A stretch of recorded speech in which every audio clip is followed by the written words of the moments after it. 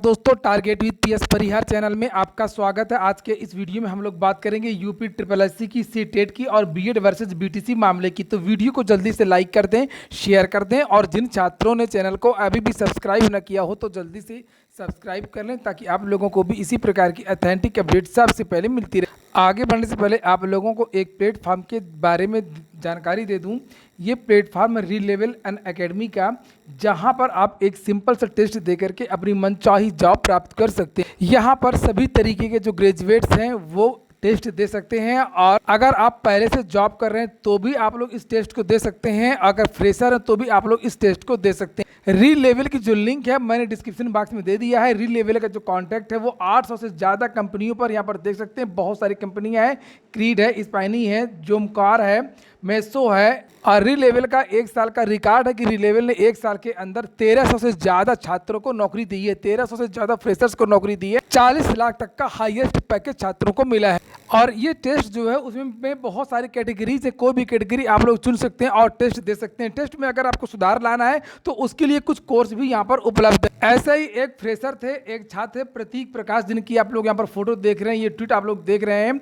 इन्होंने भी रीलेवल का ये कोर्स लिया, कोर्स के बाद में इन्होंने टेस्ट दिया और आज ये यहाँ पर बिजनेस डेवलपमेंट एग्जीक्यूटिव है। रीलेवल के बारे में एक चीज और क्लियर कर दूं कि ये टेस्ट पूरी तरीके से निःशुल्क है, किसी भी छात्र को कोई भी रुपया यहाँ पर नहीं देना है। तो रीलेवल के इस टेस्ट को आप लोग कई बार दे सकते हैं। अगर आप अपनी जॉब चेंज करना चाहते हैं तो भी इस टेस्ट को दे सकते हैं और अगर फ्रेशर है तो भी आप लोग इसके टेस्ट को दे सकते हैं। बस टेस्ट में आपके 1000 में से 500 से ज्यादा नंबर होने चाहिए। लिंक मैंने डिस्क्रिप्शन बॉक्स में भी दे दी है, कमेंट बॉक्स में भी दे दी है। शुरू करते हैं आज की सूचनाओं को। सबसे पहले बात होगी यूपी ट्रिपल एससी पीईटी परीक्षा केंद्र का विरोध हो रहा है। जैसा कि मैंने सुबह की वीडियो में भी आप लोगों से बताया था कि यूपी ट्रिपल एससी ने बहुत बड़ा बदलाव किया है। ना तो किसी महिला को छोड़ा है, ना ही किसी दिव्यांग को छोड़ा है। सभी छात्रों के सेंटर कम से कम 200, 300, 400 किलोमीटर तक दूर दिए। फेसबुक में और ट्विटर में आज पूरे दिन विद्यार्थी लगातार ट्वीट करते रहे हैं। देखिए यहाँ पर लिखा हुआ है, ललित गुप्ता है, कोई माननीय योगी आदित्यनाथ जी से निवेदन है कि यूपी ट्रिपल एससी पीईटी 2022 की परीक्षा 15 अक्टूबर को है।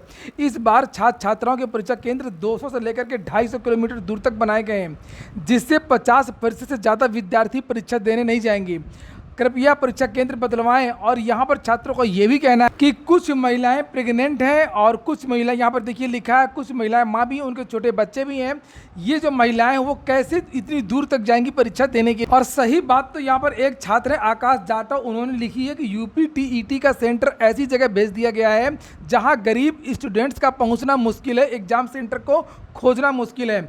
ये बात सही है कि जो सक्षम है जो लोग, वो लोग तो अपनी निजी कार से जाकर के संसाधनों के द्वारा होटल वगैरह महंगे लेकर के रुक भी सकते हैं, लेकिन जो गरीब छात्र हैं वो बहुत दूर कैसे जाएगा, कहाँ रुकेगा, किस तरीके से पहुंचेगा, उसका पेपर खराब होना निश्चित है।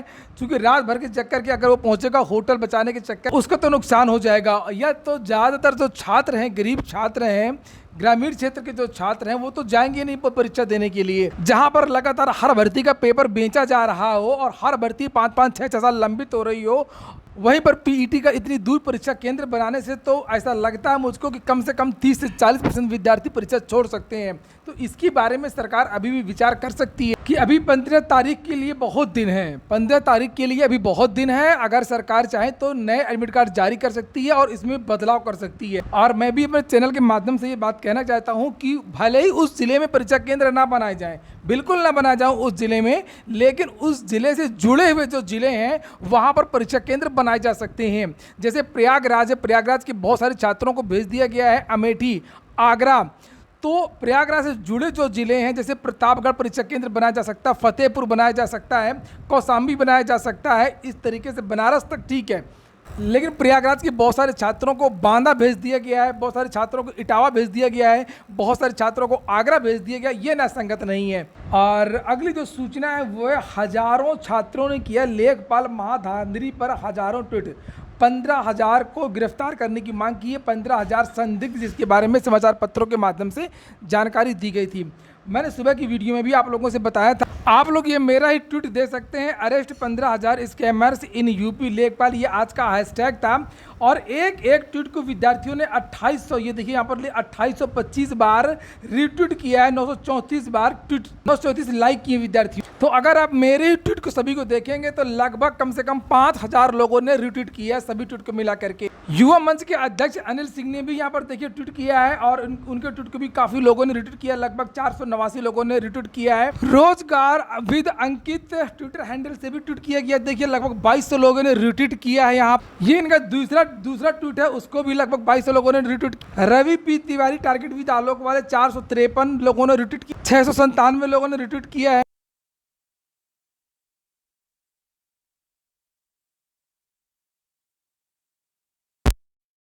यहाँ पर ऐसा नहीं है कि दाल में कुछ काला है, संदिग्ध वाला मामला नहीं है, यहाँ पर पूरी दाल ही काली है। तो जब पूरी दाल काली को जब अरेस्ट करोगे तो कुछ बचेगा ही नहीं पतीली में। इसीलिए विद्यार्थी मांग कर रहे थे कि भाई परीक्षा को सीधे सीधे आप रद्द कर दो। हालांकि यहाँ पर जितने भी ट्विटर में हैशटैग वगैरह में रद्द करने की मांग नहीं की गई है, साफ तौर पर केवल इनकी गिरफ्तारी की मांग की गई है। लेकिन गिरफ्तारी से आप समझ सकते हैं कि क्या होगा गिरफ्तारी से। जैसे दरोगा भर्ती में इतने सारे लोगों को गिरफ्तार करेंगे तो बचेगा क्या, कुछ नहीं बचेगा।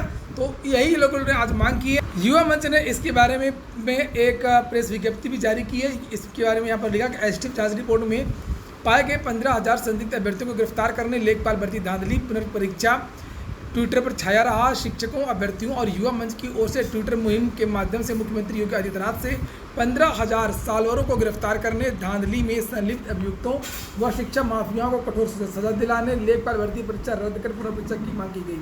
अभ्यर्थियों का दावा था कि कल और आज तकरीबन 50,000 से ज़्यादा ट्वीट और रिट्वीट किए गए। 50,000 नहीं, कम से कम ये 70-80 हज़ार से ऊपर ट्वीट हुए। तो युवा मंच ने मुख्यमंत्री से कहा, अपील किया कि संज्ञान में लेकर के इसमें हस्तक्षेप करें और इस मामले में प्रदेश सरकार द्वारा आम छात्रों के हित में निर्णय लेने के बजाय वही पुरानी राजनीतिक बयानबाजी करके प्रदेश में चयन प्रक्रिया पारदर्शी और भ्रष्टाचार मुक्त होने का दावा किया जाता रहा है। बार बार मुख्यमंत्री यही दावा करते हैं कि पारदर्शी तरीके से भर्तियां हो रही हैं। चलिए अब हम लोग बात करेंगे सीटेट की। सीटेट ने कल एक नोटिस जारी की है। ये नोटिस विज्ञापन की तो नहीं है, सीटेट की ऑफिशियल जो वेबसाइट है वहाँ पर आपको ये नोटिस दिखाई देगी। उसमें यह कहा गया कि जिन छात्रों को 2011 से लेकर के 16 तक की अपनी मार्कशीट चाहिए या प्रमाण पत्र चाहिए, तो इस एक लिंक जारी की गई है। इस लिंक के माध्यम से आवेदन कर सकते हैं, उनको उनकी मार्कशीट और प्रमाण पत्र इत्यादि मिल जाएगा।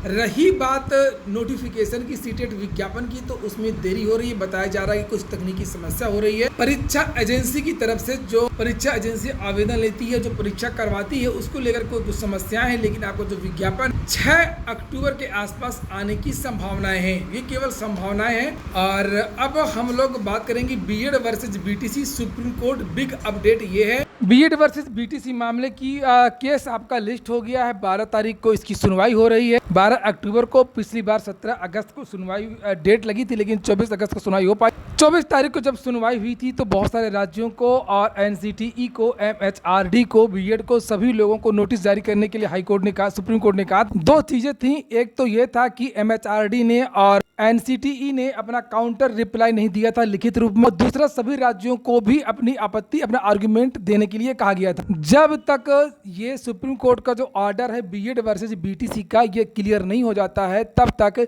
आने वाले टीईटी के लिए भी समस्याएं हैं और जो सीटीटी का विज्ञापन आना है सीटेट का, उसके लिए भी बहुत बड़ी समस्या है बीएड वालों के लिए। जैसे ही अगर बीएड को शामिल किया जाएगा, चाहे टीईटी में या सीटेट में, वैसे ही बीटीसी की तरफ से फिर से आपत्ति दर्ज करा दी जाएगी और मामला रुक सकता है। जिस तरीके से यूपी टीईटी में बीएड वालों की जो मार्कशीट है वो रोक दी गई हैं। इसलिए ये जो केस है वो पूरे देश के लिए, पूरे बीएड धारियों के लिए बहुत ज़्यादा महत्वपूर्ण है। प्रश्न ये भी उठता है कि सीटेट का अगर विज्ञापन आता है तो बीएड किस तरीके से उसमें रह पाएगा। हालांकि केस अपने अंतिम पड़ाव पर है, केवल अब आपत्तियां मांगी गई हैं जो राज्यों से कहा गया है और जो काउंटर के लिए जो एमएचआरडी से कहा गया है। भारत सरकार जो है वो बीएड को बचाने में लगी हुई है, एनसीटी भी बीएड को बचाने में लगा हुआ है, लेकिन राजस्थान की जो सरकार है वो बीटीसी को बचाने में लगी हुई है। और जोधपुर की जो डबल बेंच का जो ऑर्डर है वो भी काफी महत्वपूर्ण है, जिस ऑर्डर ने बीएड के छात्रों को बाहर कर दिया है। देखते हैं 12 तारीख को क्या होता है। 12 तारीख को जो भी अपडेट्स होंगी 12 अक्टूबर को आपको इस चैनल के माध्यम से दे दी जाएंगी। ये हो गया आज का वीडियो। अगर आपको अच्छा लगा, आपके काम को तो लाइक अवश्य कर दें। पूरा वीडियो सुनने के लिए बहुत बहुत धन्यवाद।